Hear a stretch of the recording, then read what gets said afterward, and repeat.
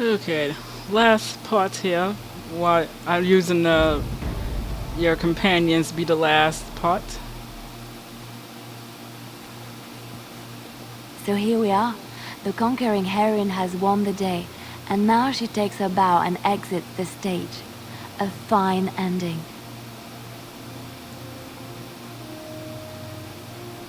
Doesn't have an ending. Doesn't it? It certainly feels like everyone is heading off on their own paths. You know, I can't help now but think of my vision. The Maker sent me to help you, and look what you did. It's a miracle. It truly is. I've been asked by the Chantry to return to the Urn of Sacred Ashes. I need to make sure it's protected. Maybe pilgrims can even begin going there again. Congratulations, sounds fun. I expect to leave a month from now, with a small army of Templars and priests. It will be a grand adventure of my very own. I'm looking forward to it. At any rate, you should get back to the celebration. We can speak another time.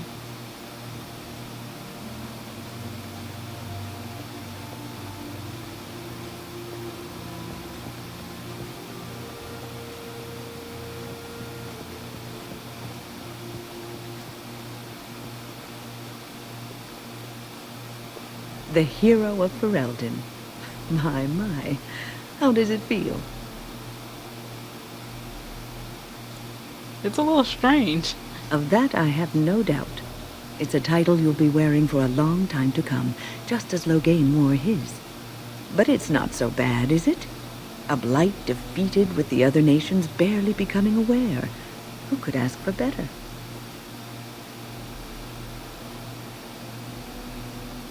I didn't do it on my own. I don't think many heroes ever do. I'm glad not to be on the receiving end of all this attention myself.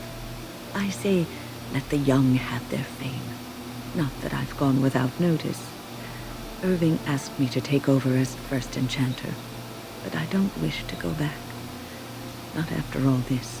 Instead, I've decided to travel.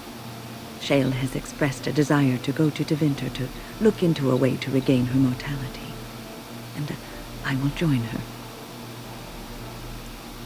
She wants to regain her mortality? It seems that a creature of flesh impressed her enough that she is willing to discard her notions about them being frail and disgusting. I wonder who? At any rate, I offered to bring her before the Tevinter mages. Their lore is considerable, and I've always wanted to travel to Minrathruz. I doubt we will meet again, my dear. If not, please accept my best wishes. I will be relieved when all this pomp and ceremony is done. Such events are perfect opportunities for assassins, after all. I can't help but expect the crows to appear at any moment, which would be a welcome break, mind you.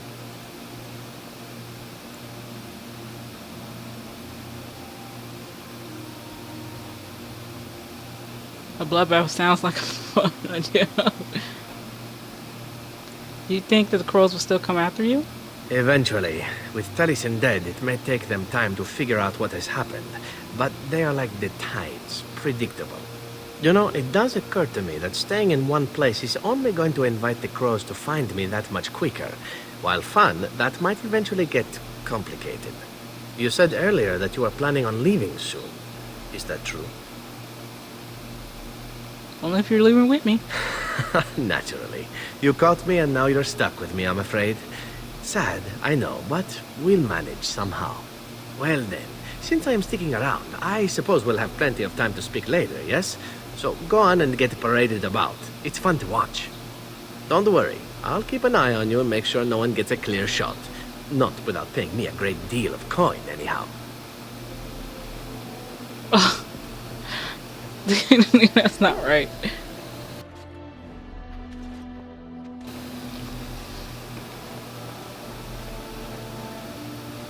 Humans have a better taste for spirits than I thought.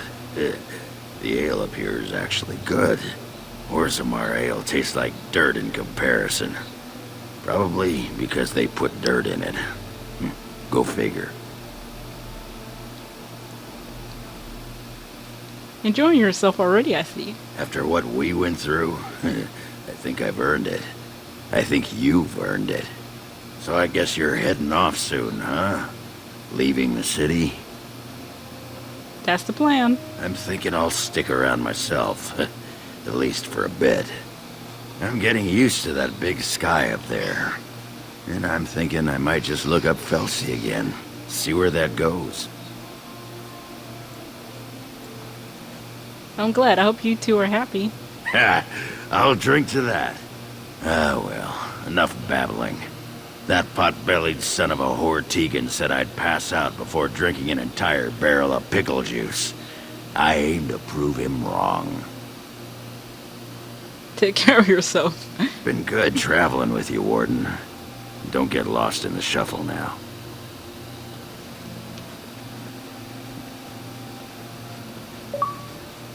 It is good to see you again, Kadan. These people, they call you hero. It is a strange word, but I think I understand its meaning. The Arishok on occasion has declared a Kunari to be Kunoran Vel, one who serves as an example to others. Such examples are always made after their death, however, a death in service to the Kun. A living Kunoran Vel would be too proud.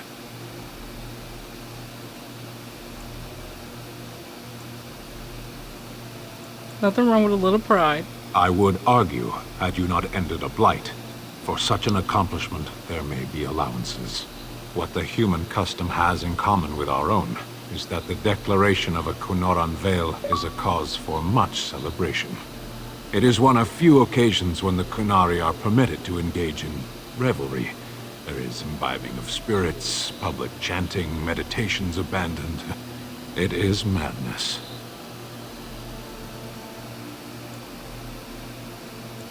That would be quite a sight. It is interesting. It can take days for the Ben Hasrath to restore order.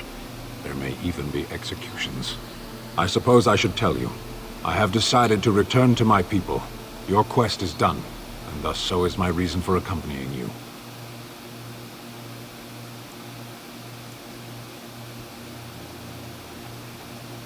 And I was just starting to get used to you. And I to you, strangely enough. It must be said. You found my sword and gave me a chance to restore my honor. I owe you a great debt. You helped me as well. It's been good. It has.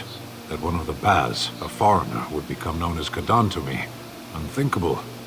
Yet here it is. Perhaps I shall see you again one day. Until then, may you always find the path you seek.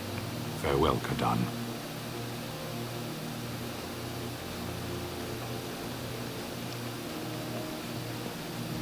Was that all? And there we are. Are you ready, my lady? The crowds outside are getting restless. Yes, I'm ready. I'm ready. Let's go. Right. I'll take you there now. Follow me. It must have followed their wedding. Alistair and Moore fell into a routine of ruling for Relon. Earl was a skilled governor, adapted matters of the court, more willing to spend their time judging of the laws from the throne, and Alistair was quite happy to let her do so. He traveled frequently, making personal appearances that delighted to commoners to no end. As the counselor, Lynn was seen often at court, usually arguing with Queen Aurora over matters of state. The former Grey Warden enjoyed King Alistair's full confidence, however, and thus great influence and ruined the kingdom more than the Queen would like. Probably, but she had a little choice. News of the urn and ashes had been found in Verona did not spread outside of Chancery until Brother Genetini made an announcement several months after the defeat of the Darkspawn. The manuscript detailing his research and his experience with Dresde's cult drew huge interest among the scholars throughout Theros. Some years later, the Chancery announced that the resting place of the Justice has indeed been found. A rep of excitement spread among the prominence of people of Thetis, with many undertaking pilgrimage to see the ashes or partake of their healing powers. Following months of effort, the Tower of the Circle of Magi was finally cleansed of the last spirits to slip through the veil.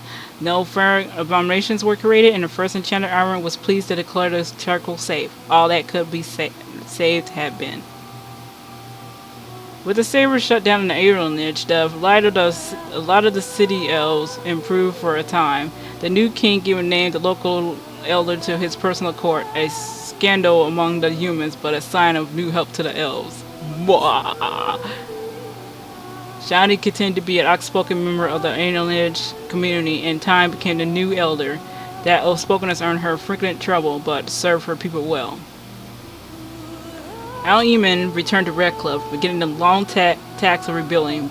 He find the village already busting to eager to leave behind the memories of those terrible nights facing the undead. Connor was sent out to study at the Circle, and considered his early experiences. He excelled in his training and easily passed the hurdle to become a full mage. At his father's urging, Connor accepted a position in Timber to undertake formal study of the Fade. The Dalish elves, prosper after the stage at Dimrum, have earned more respect for their part in the battle. For once, human lands welcomed the wandering folk. The new keeper, Lena, was respected both among the Dalish as well as in the federal court. She was a voice of reason, and other Dalish clans would turn to her to help resolve disputes with human folk.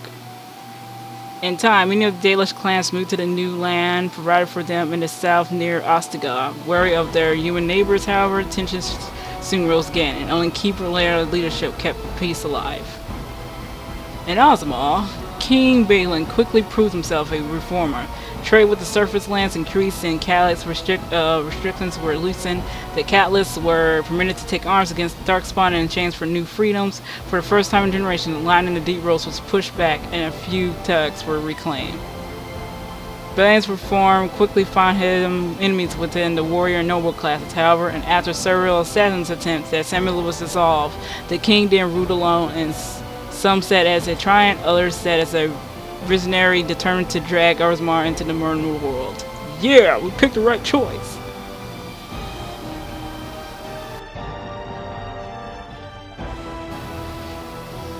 Brother Brocken's new chantry in Ozmal drew a surprising number of converts among the dwarves.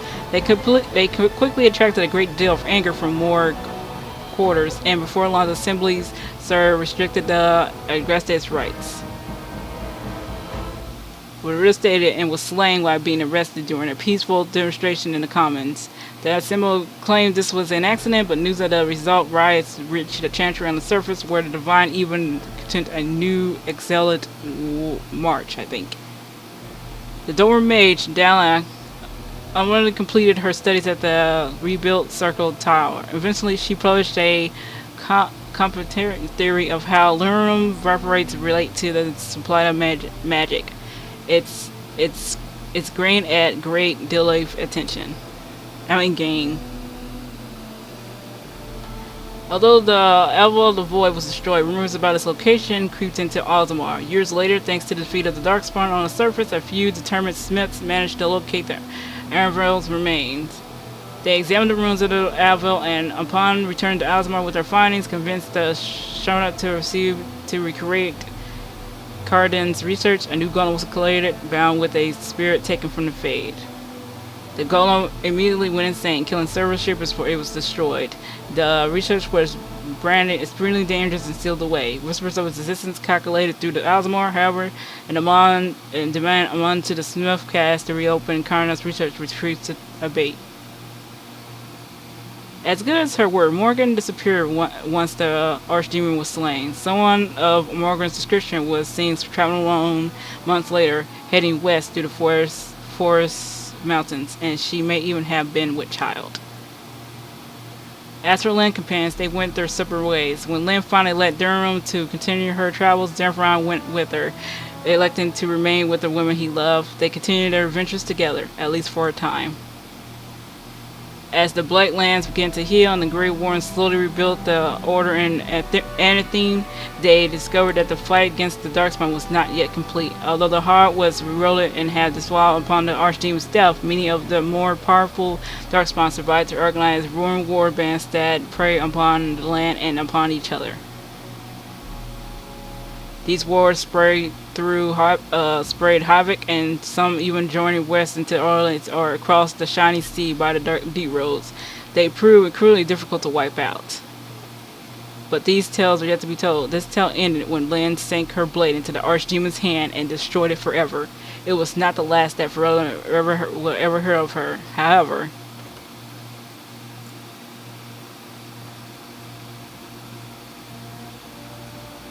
the end.